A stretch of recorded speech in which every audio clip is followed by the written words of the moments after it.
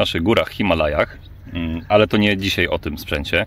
O tym sprzęcie nagrywa ten jegomość, a że widzicie go na kadrze, to znaczy, że wyruszamy gdzieś z okolic, tutaj konkretnie Dęblina, odbierając tą maszynę. No, więc 170 km przede mną, nie wiem, już mniej, 120 km mniej więcej, dajmy na to, chociaż pewnie gdzieś będę krążył. No i zobaczymy, na co stać Scramblerka 1200 XS. Alien się jeszcze nie chwalił, jak tam wrażenia z tego sprzętu, i bardzo dobrze, chcę mieć własne odczucie z tego motocykla, tym bardziej, że to jest opcja triumfa, na którą najdłużej czekałem. Ja uwielbiam motocykle uniwersalne i po pierwszych kilometrach wychodzi na to, że Słuchajcie, nie zawiodę się. Co będziecie mieli oglądać dalej? Ten motocykl jeździ tak, że... Nie no, dobra, nie powiem. No tak, to się okaże w trakcie tego dnia.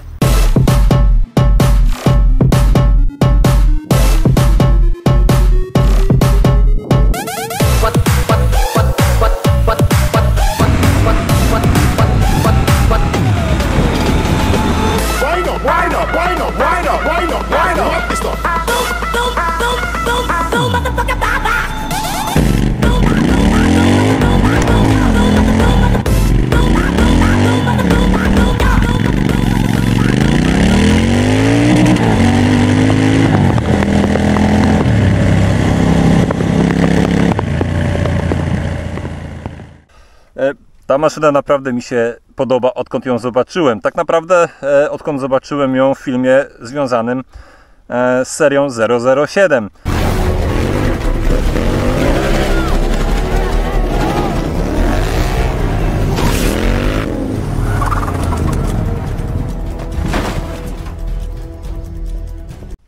I swoją drogą był w licytacji jakiejś charytatywnej, poszedł za jakieś 500 000 czy coś w tym stylu, jakaś chora kwota jak za motocykl, który bazowo kosztuje chyba 65 000 złotych. Ja mam wersję XE, czyli tą taką bardziej uterenowioną, wiecie, zawieszenie Ochlinsa, handbary i właśnie, jak już stoję, to tak, podobał mi się ten motocykl, podoba mi się w ogóle założenie uniwersalnego sprzętu, który świetnie będzie jeździł w terenie, który będzie wyglądał niesamowicie na mieście, ponieważ to, co Wam później pokażę na zegarach, na przykład ta czcionka, która została zastosowana, ten schemat taki, kurde, jakbyście mieli zegarek taki, nie wiem, Rolexa przed sobą dosłownie, chociaż nie, w przypadku Anglików to bardziej Omega. Natomiast świetny jest fakt, że odbierałem ten motocykl razem z Himalajanem, którego widzieliście wcześniej, i patrząc czysto na piec, na kształt tego piecyka, widać te takie, wiecie, nawiązania, lata 60. No zresztą to są lata, kiedy narodziła się idea Scramblera, gdy nie było do wyboru Adventure, Enduro, Cross itd. Sami sobie robili ludzie Scramblerki i tak mogę się do czegoś wczepić, bo tak, wygląd silnika super, taki archaik, to jest elegancko.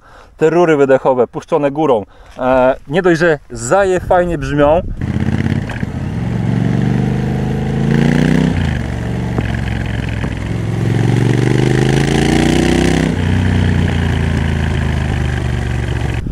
to też zaje fajnie pieką cojones na postoju.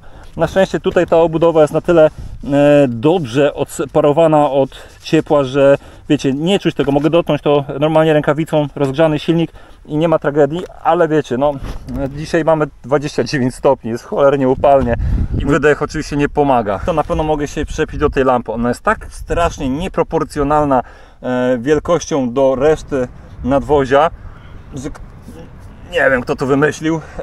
Można było coś fajniejszego zaprojektować. Można byłoby chociażby nawet dać taki daszyk, wiecie, trochę ją wysunąć, trochę coś tu jakoś zakryć tą lampę. Tutaj ten element. Też nie wiem do końca, co to jest, co autor miał na myśli. Dziwna sprawa. Nieważne. Ciekawe, że to jest regulowane, ma kąt pochylenia. To jest plus i to mi się przydało, bo dostałem go tak, teraz sobie zrobiłem tak i od razu zdecydowanie lepiej widać na tym ekranie. Natomiast no, ekran w pełni ciekłokrystaliczny, ale taki, wiecie, w starym stylu. No, spójnie mi to tak strasznie pasuje. No i ostatnia rzecz, chyba najistotniejsza, komfort siedzenia. Powiem Wam, jest bardzo podobnie jak na moim Wodżu, czyli cholernie komfortowo. Tylko tutaj jest płaska kanapa, nie ześlizguje się. Mogę się odsunąć, jak mi się zamarzy zmienić pozycję. O, spójrzcie na ten detal. Co to kurde jest? To jest przykręcone do zbiornika, to jest taki element dekoracyjny. Ale cholera jasna, że się postarali i o tą listwę tutaj ameliniową. Tu, pyk, proszę bardzo, raz otwieracie, drugi raz otwieracie. Tak jak mi się nie podoba, można było to na tym korku zrobić, no, ale dobra. Sam koreczek taki ma niesamowity styl. Tutaj obsługa tego wysiedlacza, szalenie prosta, bardzo szybko idzie się przyzwyczaić. Dobre heble. Kurde, nie ma co gadać, jadę dalej.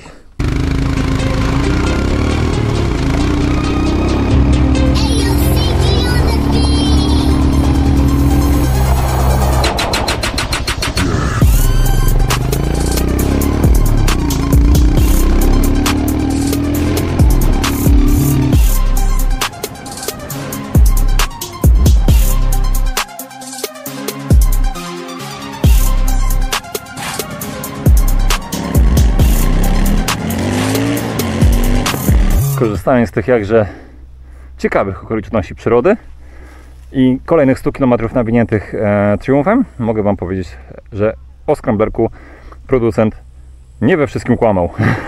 Zawsze te, wiecie, czytałem całą stronę internetową, co oni tam napisali i nie do wszystkiego mogę się, nie ze wszystkim mogę się zgodzić.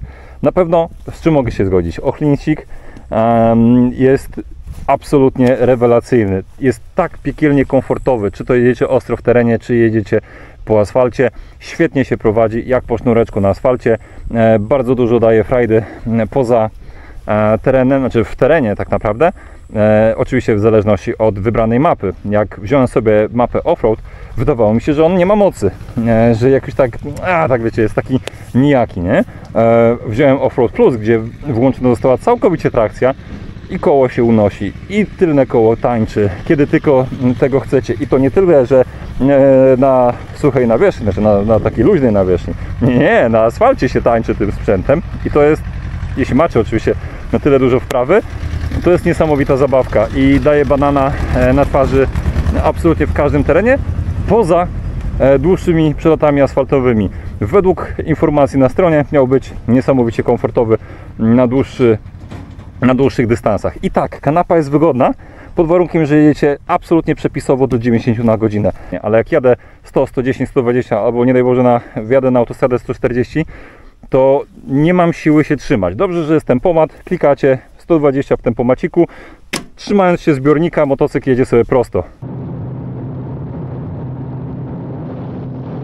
W innym przypadku po prostu cały czas wiatr próbuje Was ściągnąć z tego motocykla. Teraz taki detal, który zauważyłem, zobaczcie jakie fajne fajki. Kurde, mi się kojarzy z tym, co mam w Jawie 250, takie brązowe, starodawne, ale fajne, pasujące do zarysu sprzętu.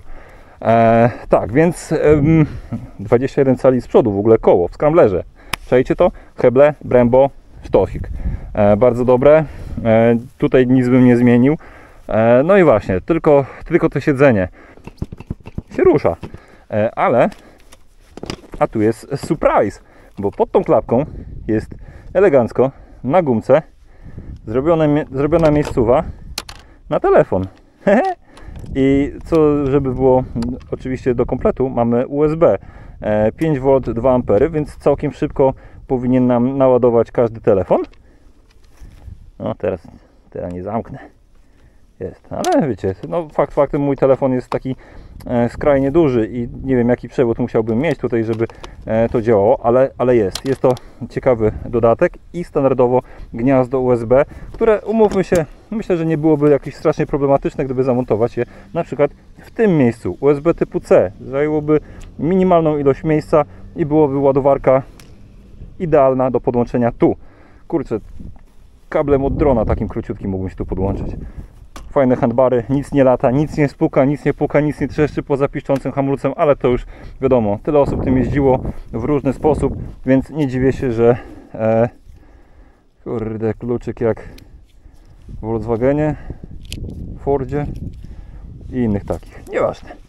No i ta lampa, sztosik, super, lubię to.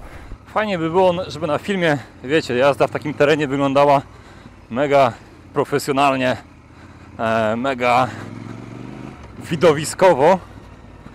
Jest tylko jeden zasadniczy problem w moim konkretnym przypadku, że te 7 koła, które ten motocykl jest wart, to ja biorę na klatę w razie czego. Więc na ile mogę i moje umiejętności pozwalają, to sobie pojeżdżę i się powygłupiam, ale niektóre rzeczy muszę gasić. Tym bardziej, że jestem na tym motocyklu od kilku godzin dopiero.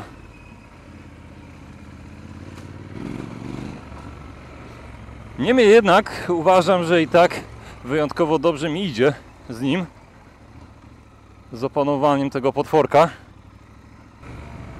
Choć teraz dwie rzeczy. Jedna, ten fajny system, bo mamy tu oczywiście gaz bez już linki, tylko ride by wire, ładnie nazywając.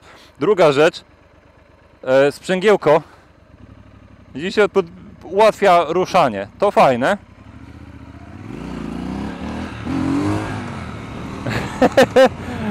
Ojej.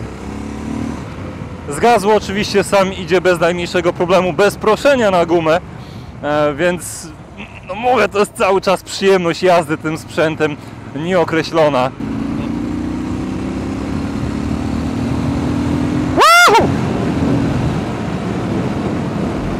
120 km dalej i jestem w centrum Warszawy, czyli w miejscu, do którego ten motocykl pasuje najlepiej. Wiecie, fajna, szpanerska maszyna, która brzmi naprawdę nieprawdopodobnie między tymi budynkami. Tutaj jak ta fala dźwiękowa z wydechu się roznosi, odbija od niej. Przypuszczam, że dla mnie to jest, wiecie, koncert dla moich uszu, dla mieszkańców miejscowości Warszawa pewnie denerwujące, a jeżdżąc czymś takim, wiecie, wychodzi z nas dziecko i niestety, ale chcemy kręcić go, żeby strzelał, żeby te schodzenie, przy schodzeniu z obrotów, żeby były te strzały w wydech takie naprawdę fajne, nie wiecie, to ten wydech dedykowany, spełniający normy i jeszcze tak głośny, no coś pięknego, ale dziecinne rozważania o wydechu pozostawmy, ostatnie spojrzenie na tą maszynę i jeszcze krótka przejażdżka z dźwiękami wydechu z ulic Warszawy.